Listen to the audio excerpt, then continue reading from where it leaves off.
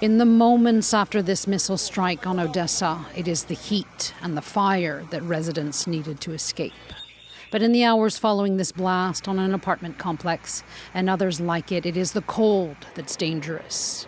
On Thursday evening, Russian air attacks hit not only apartment buildings, churches, and schools, but they also targeted energy installations, knocking out heating for thousands of Ukrainians. Odesa's mayor said repairs are underway, but 40,000 people were left without heat after the massive attacks on the port city. Our task is to restore the heat supply because the main pipes were damaged.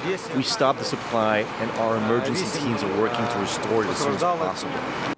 Moscow knows well that a lack of heat in Ukraine's sub-zero temperatures can be a weapon in and of itself.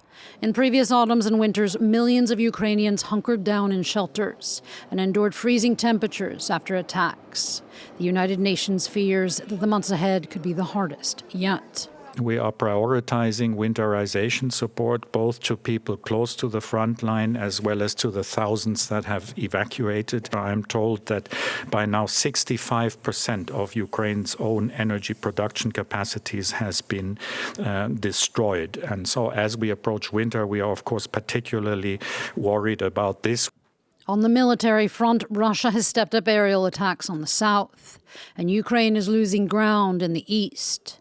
Concerns over future military aid to Ukraine have spiked with the election of Donald Trump. Meanwhile, Europe has, for the first time, funded weapons for Ukraine from within its own set budget, allocating $300 million to member states for them to buy air defenses, vehicles, and ammunition for Ukraine.